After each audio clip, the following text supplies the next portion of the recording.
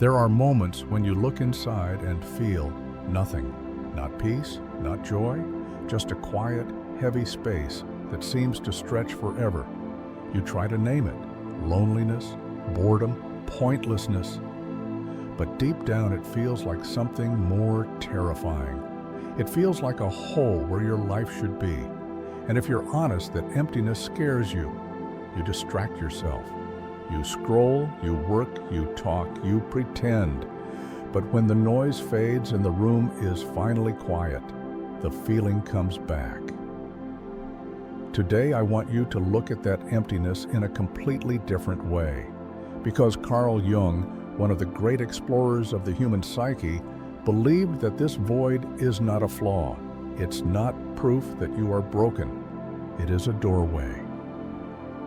By the end of this journey, you will understand why this emptiness appears, what it's trying to tell you, and how it can lead you to a life that feels real, grounded, and deeply yours. And once you see it, you may never look at your pain the same way again. Think of your life as a house. On the surface, everything might look fine. You have routines, responsibilities, roles you play. You smile in the right moments, you say the right words, but beneath that house, there is a basement, dark, quiet, rarely visited. That basement is your unconscious. In it lives every feeling you pushed away, every desire you told yourself was too much, every fear you decided was not acceptable, every version of you that made someone uncomfortable. You did what you had to do to survive, to be loved, to fit in. So you closed the door, turned off the light, and kept living upstairs. But the unconscious never forgets. It doesn't punish you. It doesn't hate you. It simply waits. One day, when the noise of your life quiets just enough, that basement begins to call.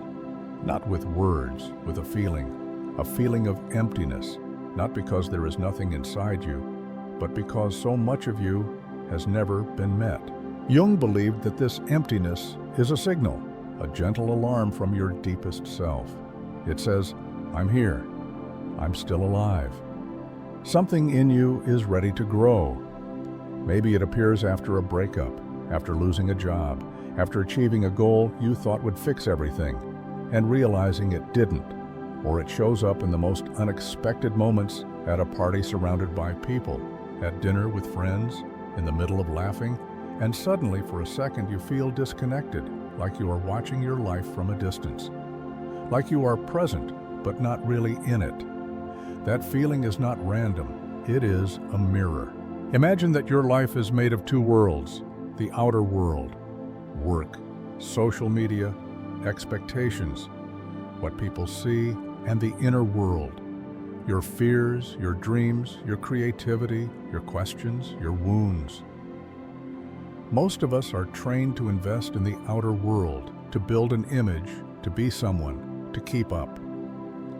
But when the gap between your outer life and your inner truth grows too wide, the soul begins to protest. Not with drama, but with a quiet sense that something is missing, that you're living around your life instead of inside it. That emptiness is not the absence of meaning, it is the absence of connection to your own depth. Jung used a powerful idea to explain this projection. He suggested that the people who trigger you the most, fascinate you the most, or confuse you the most are mirrors. When you admire someone's courage, it may be a reflection of the courage that sleeps in you. When you feel irrational anger towards someone's freedom, it may point to the part of you that never felt allowed to be free. When you envy someone's creativity, it might be your own creativity asking to be seen. The emptiness inside is often the space where those unlived parts are waiting. You see them in others, you praise them, you criticize them, you judge them, but you rarely claim them as yours, so life begins to feel flat, repetitive, colorless. Not because there is nothing left to experience, but because you are experiencing it with only a fraction of who you are. Jung called the parts of us that we reject the shadow. The shadow is not evil. It is not a monster in the dark. It is everything about you that didn't feel safe enough to exist in the light. Your anger, your sadness, your neediness, your ambition, your sensitivity, your desire to rest, your wish to be seen. Maybe when you were young, these parts caused discomfort around you. Someone told you to be strong, so you hid your tears. Someone mocked your dreams, so you buried your creativity. Someone punished your anger, so you swallowed it until it hardened into shame. The emptiness you feel today is often the space created by those exiles. It is the distance between the self you show and the self you hide, and the shadow does not vanish when you ignore it. It leaks into your relationships, into your habits, into the people you choose, into the reactions that surprise even you. So what happens when you finally stop running from that void? The first thing is simple but not easy. You pause. You stop chasing the next distraction. You stop filling every moment with noise. You sit, you breathe. You let the emptiness be there without rushing to fix it. At first it may feel unbearable, the urge to pick up your phone, to turn on a video, to message someone, to do anything but stay. But if you can remain just a little longer than usual, something begins to shift. The emptiness changes texture. You start to notice sensations, a tightness in your chest, a heaviness in your stomach, a subtle ache behind your eyes. Emotions you thought were gone begin to move. Grief, anger, fear, longing. They were never gone. They were simply waiting for you to be still enough to feel them. This is the doorway Jung talked about. The void is not a wall. It is an entrance. You might ask, but what if I get lost in it? What if I drown? The fear is understandable. Many people think that if they allow their feelings to surface, they'll be overwhelmed forever. But the truth is different. What drowns us is not the feeling itself, but the years of resistance around it. When you gently allow an emotion to exist without judgment, without telling yourself a story about what it means, it begins to move. Like water that was trapped behind a dam, it flows, it releases, it teaches. You may cry, you may shake, you may feel waves of sadness or anger rise and fall. That is not a breakdown. It is a breakthrough. Your unconscious is finally given a voice. Jung believed that this process of turning toward yourself, of listening to your inner world, is part of something bigger. He called individuation. Individuation is the journey of becoming who you truly are, not the version shaped only by other people's expectations, not the mask you put on to be accepted, but the whole complex, contradictory, beautiful being you were always meant to be. This path is not straight, it's not clean. Sometimes you feel like you're moving forward. Sometimes you feel like you've fallen back into old patterns. But each time you choose honesty over denial, curiosity over judgment, awareness over autopilot, you take a step closer to yourself. The emptiness that once felt like a dead end slowly becomes a space where new life can grow. On this journey, your dreams become important. Jung saw dreams as messages from the unconscious, not literal predictions, not random nonsense, but symbolic stories that show you what's moving beneath the surface. You might dream of being lost in a house, of trying to speak but having no voice, of missing a train, of water rising, of strangers who feel oddly familiar. These images are not accidents. They are the language of your deeper self. Keeping a simple dream journal, writing down whatever you remember when you wake up, even if it's just fragments, can begin to reveal patterns. Maybe you always dream of locked doors, or broken bridges, or overflowing rooms. Gently ask yourself, what could this mean about how I feel right now? Not with cold analysis, but with quiet intuition. Your unconscious is trying to participate in your life. It's trying to help you see what your waking mind misses. Another sign that you are entering the deeper layers of your life is something Jung called synchronicity, those strange, meaningful coincidences that feel like the universe just whispered to you. You think about a friend you haven't seen in years, and they message you. You wrestle silently with a decision, and then overhear a conversation that speaks directly to your situation. You feel called to change your path. And suddenly, a book, a video, or a person appears at the exact right moment. Is it magic? Is it chance? Jung suggested that when your inner world and outer world become more aligned, life begins to reflect that alignment back to you. Synchronicity doesn't mean everything becomes easy. It means you are paying attention. You are living closer to your center. You are listening. And the more you listen, the more you notice the subtle ways life responds. But none of this, the dreams, the synchronicities, the inner shifts, can happen if you are determined to cling to what no longer fits. One of the hardest lessons in Jung's work is this: you cannot grow without letting something die. A role, a belief, a relationship, a version of yourself.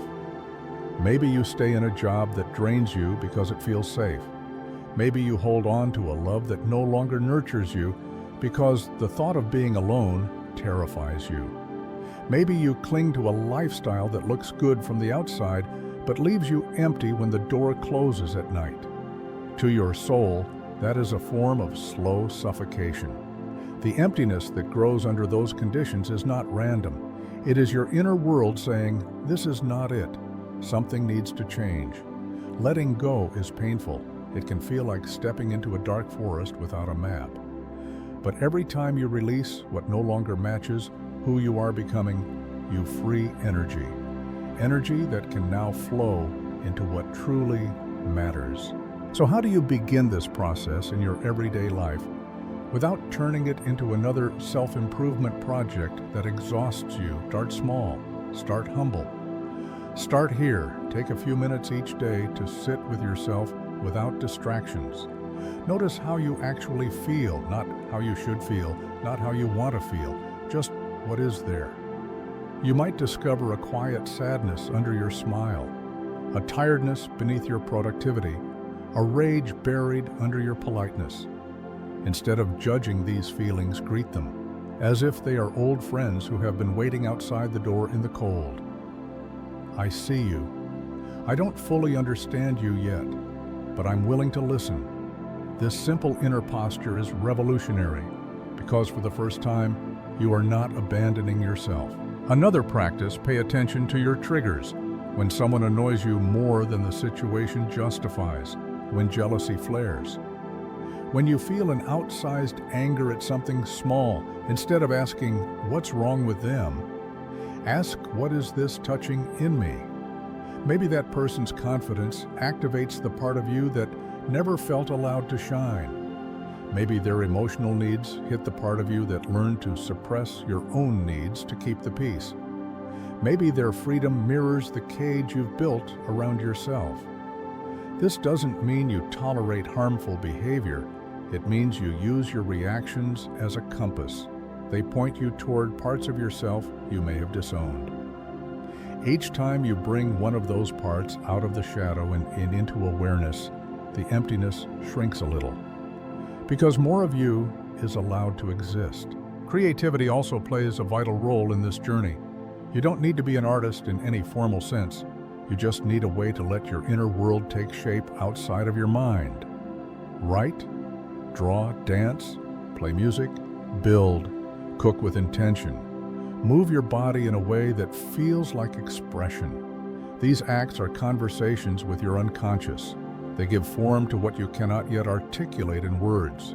You might be surprised to see themes emerge, colors you gravitate toward, stories you keep returning to, characters, shapes, or phrases that repeat. All of them are clues. Your deeper self is constantly trying to communicate with you. The emptiness appears when you stop listening. There's another subtle twist on this path that Jung hinted at. The void you fear is not actually empty. It is full of unlived possibilities, full of forgotten strengths, full of seeds that never had the right season.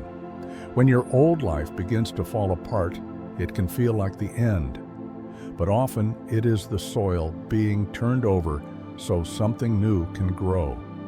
From the outside, nothing may look different at first. You still go to work, you still do the daily tasks, you still respond to messages. But inside, your relationship to yourself begins to shift. You no longer see your pain as proof that you are defective. You see it as a message. You no longer treat the emptiness as an enemy. You recognize it as an opening. You no longer chase any external thing to fill the void. You understand that what you truly crave is connection with your own soul. And then something quiet but profound starts to happen. Decisions become a bit clearer, not all of them, not all at once. But you begin to sense when something is a no, even if it looks good on paper. You begin to feel when something is a yes, even if it scares you. You may find yourself drawn to different people. Conversations that used to excite you now feel empty. Spaces that once felt foreign now feel like home. You begin to value depth over noise, presence over performance, honesty over approval. From the outside, others may not understand. They might say you've changed, and they're right. You are no longer willing to abandon yourself to keep the illusion of comfort. As you walk this path, something else becomes clear. You are not alone. The emptiness you feel, millions of others feel too. People smile in photos while carrying heavy, invisible weights. People succeed on paper and still cry alone at night, wondering why it doesn't feel like enough. People seem confident and composed while hiding entire universes of fear and longing. When you begin to share your real journey, your doubts, your questions, your process of facing the void, you become a light for others who are lost in their own darkness. Your courage gives them permission. Your honesty opens doors. Your transformation echoes outward. Jung believed that personal healing doesn't just change the individual, it touches the collective. Every time you choose authenticity over pretense, you shift the field around you. Every time you integrate a shadow instead of projecting it onto someone else, you reduce the amount of unconscious conflict in the world. Your inner work is not selfish, it is a quiet act of service. So the next time that emptiness appears, in the middle of the night, or between one task and the next, or in that strange silence after a big achievement, pause. Instead of rushing to drown it in noise, ask, what are you trying to show me? What part of me is asking to be seen? What have I outgrown, even if I'm afraid to admit it? What wants to be born? If I stop clinging to what was, you may not get an answer right away. That's okay. This is not about quick fixes. It's about building a relationship with yourself. Over time, as you listen, as you watch your dreams, as you notice your triggers, as you create, as you let go of what no longer fits the shape of your life, begins to change. Not overnight, not dramatically at first, but steadily. The emptiness that once felt like a cold, infinite void turns into something else. A spaciousness, a quiet center. A place inside you that feels honest, grounded, and real. A place you can return to no matter what is happening outside. There will still be hard days, moments of doubt, times when old patterns pull you back. That doesn't mean you've failed. It means you are human. The path to wholeness is not a straight line. It's a spiral. You revisit the same themes, but each time with a little more awareness, a little more compassion, a little more courage. And slowly, without fanfare, you realize something. You no longer fear the void, because you know what it holds. You've walked through it before. You've met parts of yourself you once rejected and found that they were never your enemies. They were wounded guardians, fragmented pieces, misunderstood protectors, and as you welcomed them home, the emptiness lost its power to terrify you.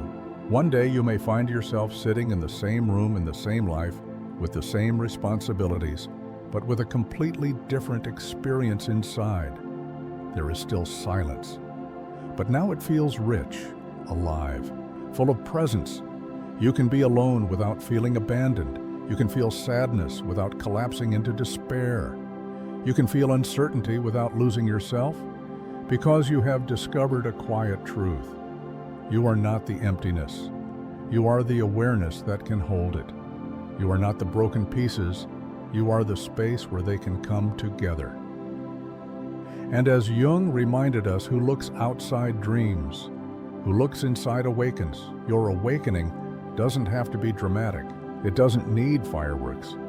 It happens in small moments when you choose to stay with yourself instead of running away. Tonight, when the room is dark and the world is quiet, notice what rises inside you. If the emptiness returns, don't push it away. Listen. Breathe. Ask it what it wants to show you this time. Because somewhere behind that feeling, a new version of you is waiting. Not a perfect version, not a flawless one, but a truer one. And every time you step through that doorway, you move closer to the life only you can live.